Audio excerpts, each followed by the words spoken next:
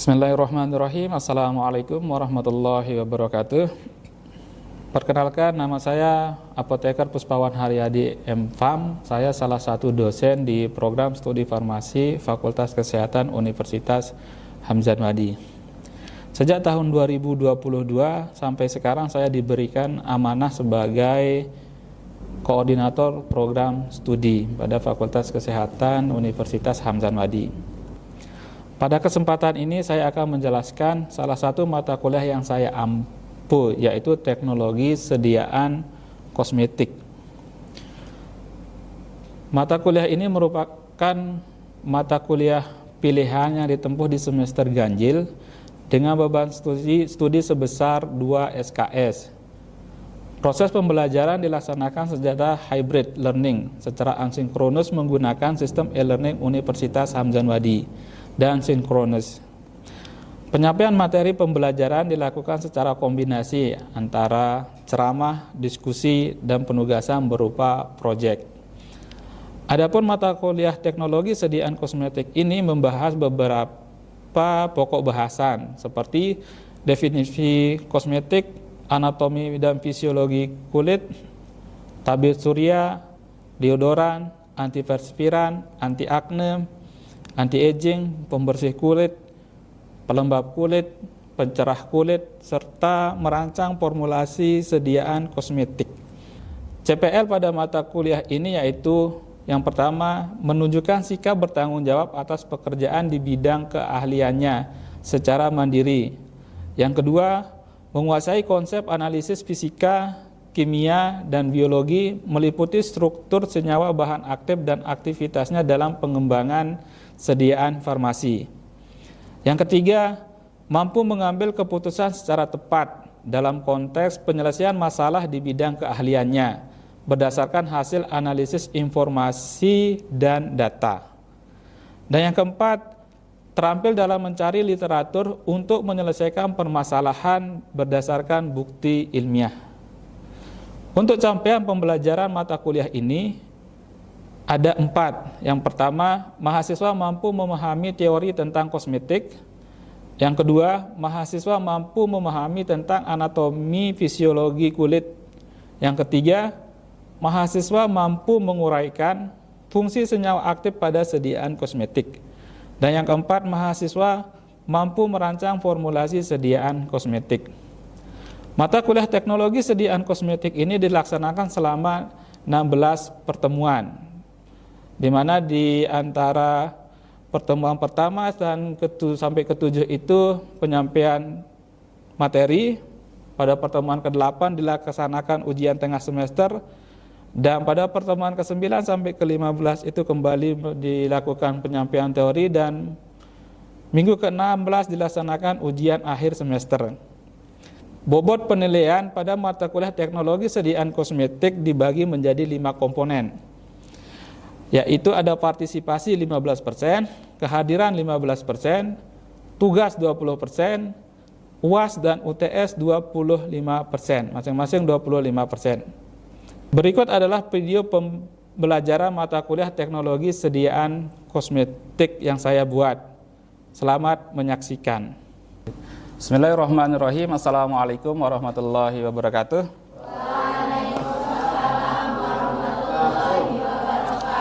Selamat pagi teman-teman mahasiswa. Sehat semua? Alhamdulillah. Sudah siap untuk menerima perkuliahan hari ini? Ya, baik, sebelum kita mulai, mari kita membuka pertemuan ini dengan bersama-sama membaca basmalah. Bismillahirrahmanirrahim. Silahkan absen.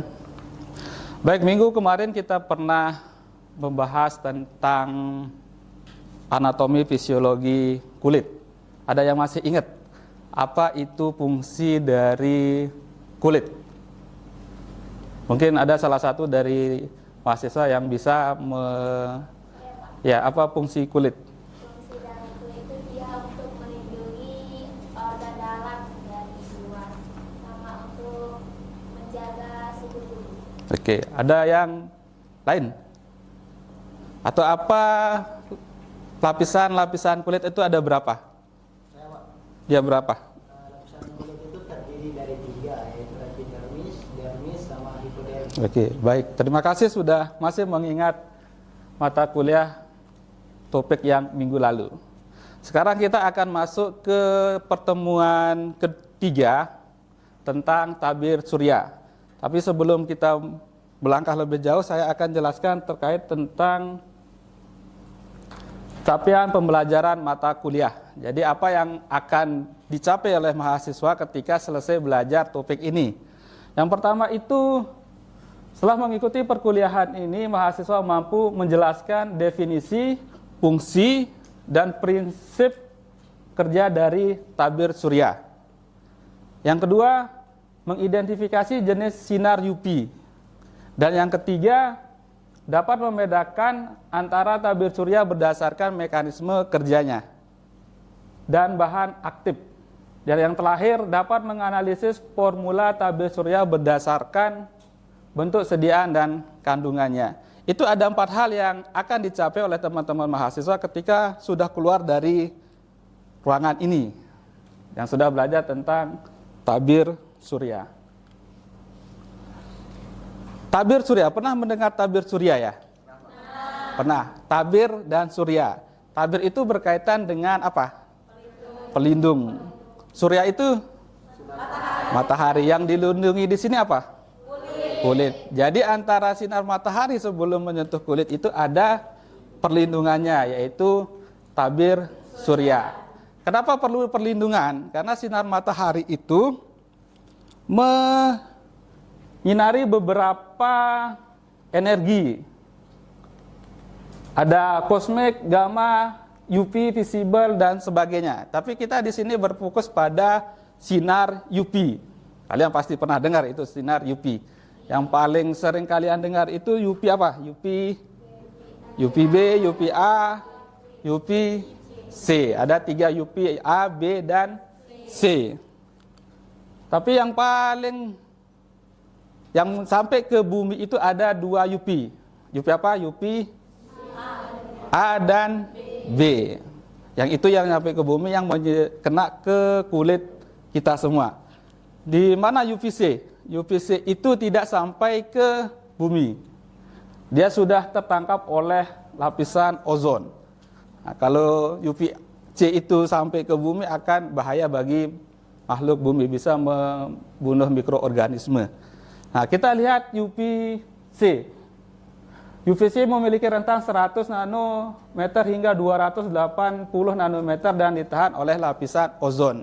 Nah, itulah pentingnya kita menjaga ozon dengan mengurangi polusi dan efek rumah kaca dan sebagainya. Kalau itu semakin menipis, nanti sinar ini akan sampai sehingga akan membahayakan. UVB itu 280 sampai 320 nanometer. Sebagian menembus lapisan epidermis, penyebab kulit terbakar, salah satu faktor penyebab kanker kulit. Dia menembus kulit bagian epidermis, menyebabkan kulit kemerahan dan terjadi penebalan pada stratum corneum. Pasti kemarin kita sudah membahas tentang lapisan kulit itu ada stratum corneum. Bentuk pertahanan tubuh untuk menurunkan efek UVB dan pada epidermis.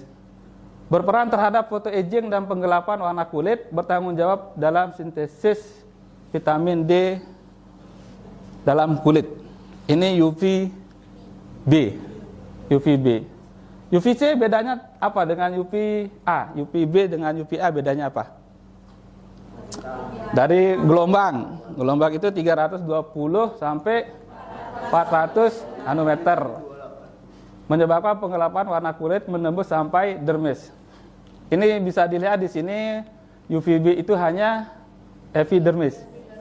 UVA sampai dermis.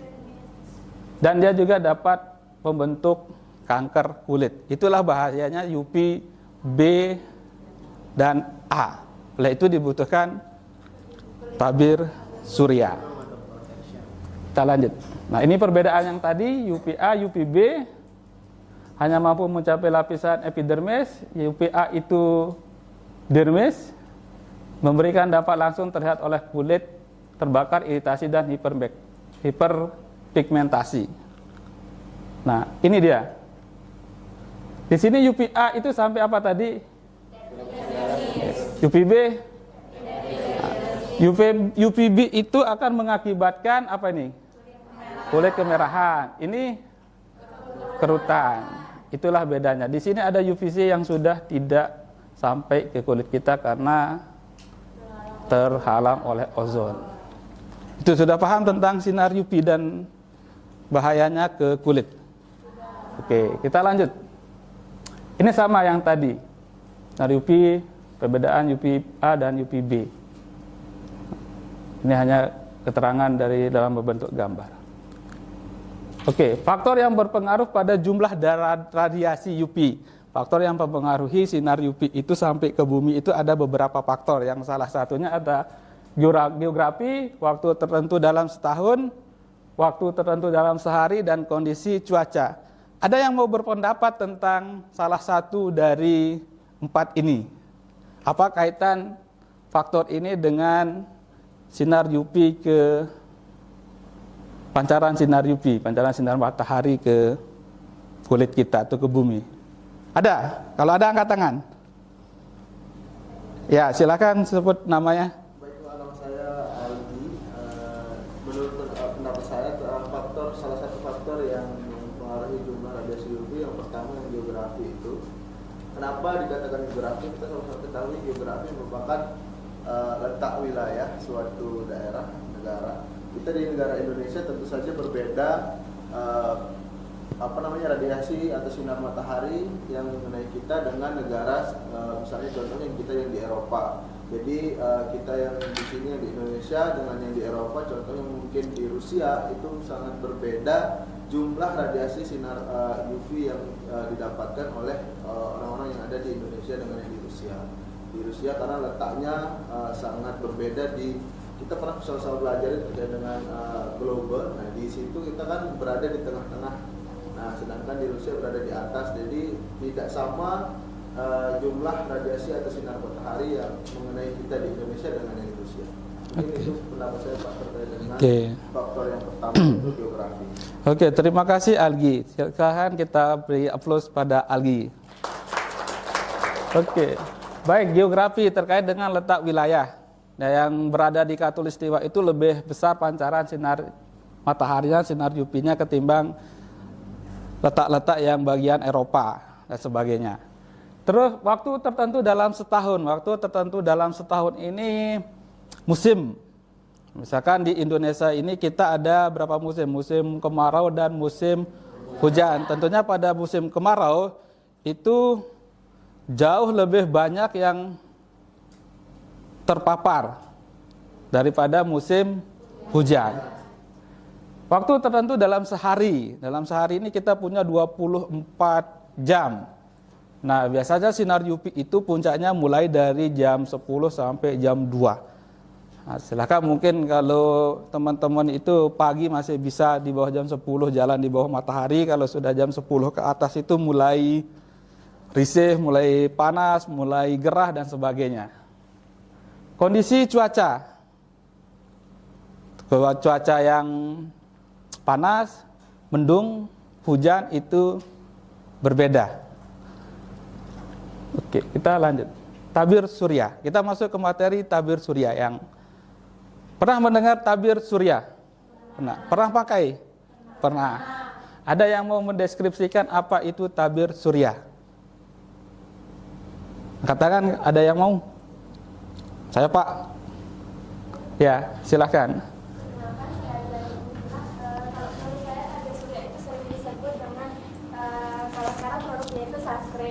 Produk yang bisa melindungi kulit dari paparan sinar UV. Oke, ada lagi yang lain? Oke. Mari kita lihat definisi tabir surya. Tabir surya adalah sediaan kosmetik yang digunakan untuk melindungi kulit manusia dari pengaruh yang tidak diinginkan dari sinar matahari dengan mekanisme perlindungan tertentu. Nah, itu melindungi kulit dari sinar matahari yang tadi sinar UV itu. Pada sediaan yang diaplikasikan secara topikal, tabir surya dibagi menjadi 2 mekanisme. yaitu tabir surya yang mampu memantulkan atau menghamburkan cahaya matahari, dan tabir surya yang menyerap sinar matahari. Jadi tabir surya itu memiliki berapa mekanisme? Dua. Ada yang menyerap, ketika ada yang menghamburkan. Yang menyerap itu disebut biasanya dengan tabir surya apa? Kimia apa fisika? Kimia. Dia menyerap, dan yang memantulkan itu fisika. Oke. Ini dia fisika sunscreen.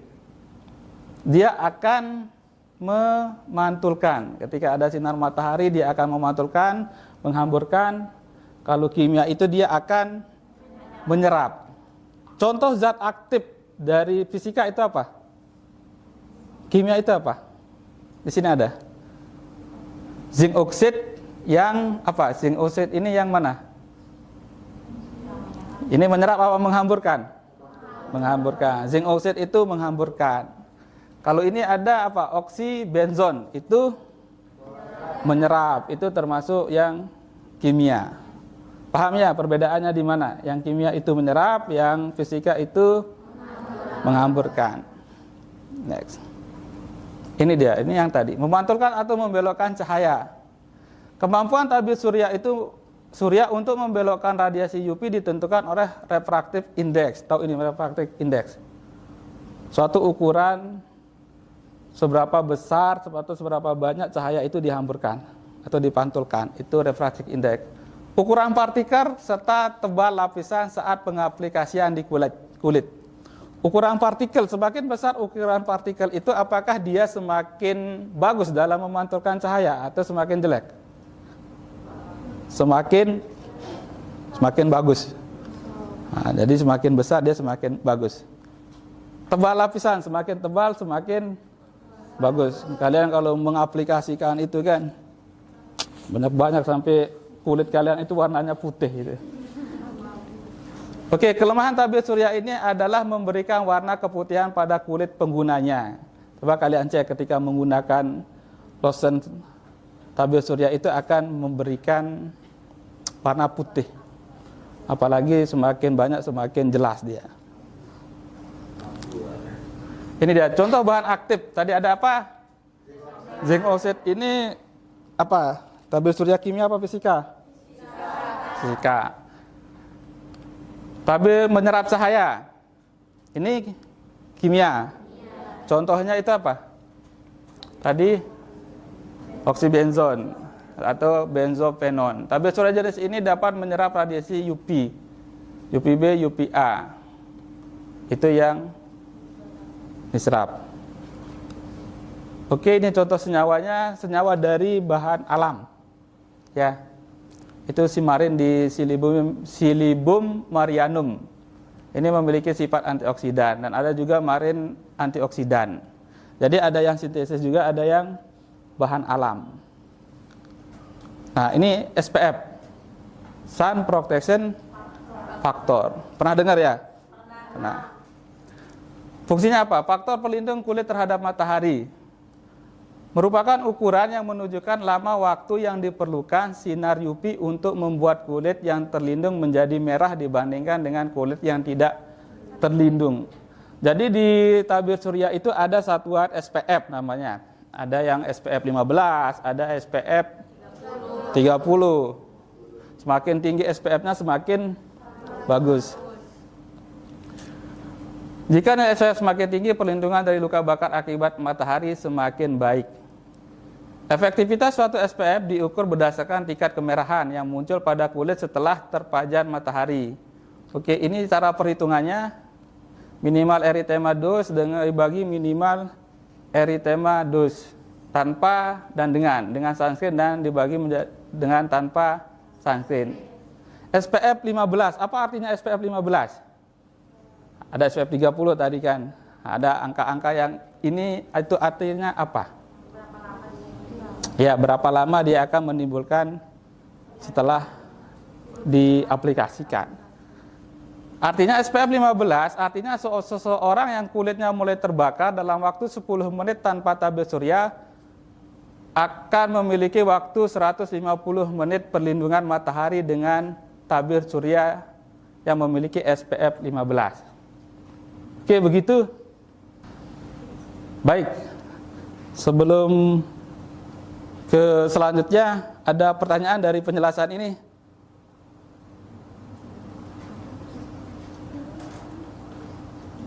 Ya, silahkan.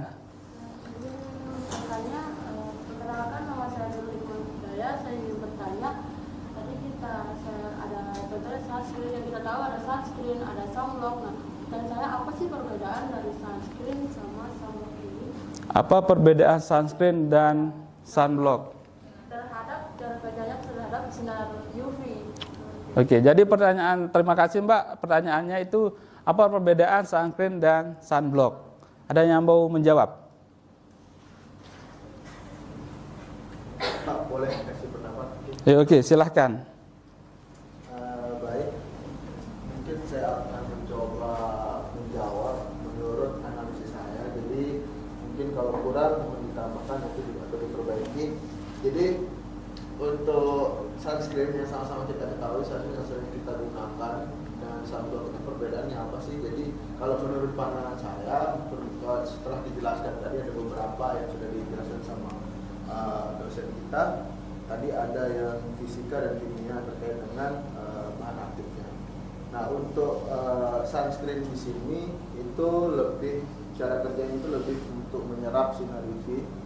Karena tadi sudah disebutin ada mungkin bahan aktifnya itu ada yang fungsinya itu menyerap sinar UV, sedangkan untuk sunblock dari katanya sendiri itu sun untuk itu sinar atau matahari, block itu adalah memblok atau tidak menyerap sampai ke lapisan kulit sinar UV itu. Jadi dari segi cara kerja perbedaannya itu adalah sunscreen itu menyerap dan sunblock itu untuk memantulkan. Seperti tadi contohnya untuk zat aktif yang di sunblock itu ada zinc oxide. Nah itu, dan juga perbedaannya di sini karena tadi bahan aktifnya berbeda, tentu saja efek yang ditimbulkan juga berbeda. Salah satunya dari segi tampilan, untuk sunblock itu dia lebih meninggalkan lapisan tipis pada kulit yang berwarna sedikit putih bisa dibandingkan dengan sunscreen itu berbeda. Kalau sunscreen itu tidak meninggalkan lapisan putih pada kulit. Nah, sedangkan dan untuk sunblock itu dia akan lebih meninggalkan lapisan tipis warna putih pada kulit.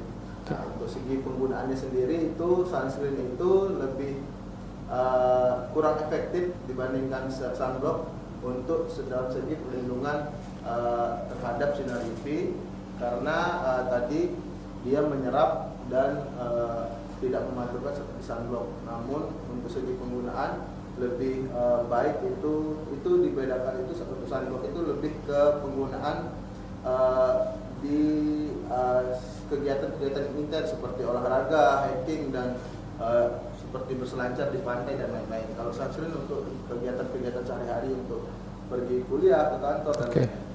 Baik, terima kasih Mas. Itu jawaban yang tadi perbedaan sunscreen dan sunblock. Sunscreen itu lebih ke perbedaannya itu di mekanisme kerjanya. Kalau secara mendasar itu sama, dia melindungi kulit. Mekanisme kerjanya perbedaannya yang satu itu kimia, yang satu itu fisika. Yang zinc oxide tadi itu kimia dan oksibenzon tadi. Oke, bisa kita lanjut ke ini slide. Nah, ini contoh-contoh bentuk sediaan tabir surya. Ada emulsi, ada aerosol, gel, krim, lotion, dan oil. Nah, ini contohnya ada aloe vera, ini ada hybrid sunscreen. Nah, ini contoh-contoh produknya. Nah, ini bahan-bahan tambahan pada tabir surya. Ada beberapa tambahan ketika kita akan membuat tabir surya itu tidak hanya menggunakan zat aktif saja. Ada tambahan, ada emulien. Emulien itu apa? Pelembab, ya. Air, pengemulsi, pengental, antioksidan, pengawet, humektan, dan propelan. Nah, ini bahan-bahan yang diperbolehkan di Indonesia. Bisa dilihat. Oke. Itu penjelasan tentang tabir surya. Kita sekarang ke tugas. Untuk mau mengetahui apakah teman-teman ini memiliki pemahaman atau tidak akan diberikan tugas. Tugasnya itu per kelompok. Nanti mahasiswa membuat 3 kelompok, 3 orang satu kelompok, lalu pilih salah satu produk yang beredar dan buat laporan berisi nama, bentuk sediaan, kandungan, SPM-nya berapa, kesesuaian, dan berikan analisis tentang kekurangan dan kelebihan produk itu. Begitu ya, sudah paham? Ada pertanyaan? Oke. Kalau tidak ada, kita cukupkan pertemuan ini. Kurang lebihnya saya mohon maaf. Sekian. Wassalamualaikum warahmatullahi wabarakatuh.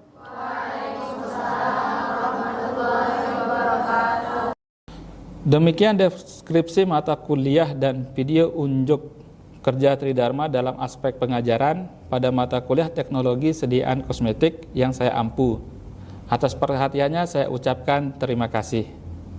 Sekian, wassalamualaikum warahmatullahi wabarakatuh.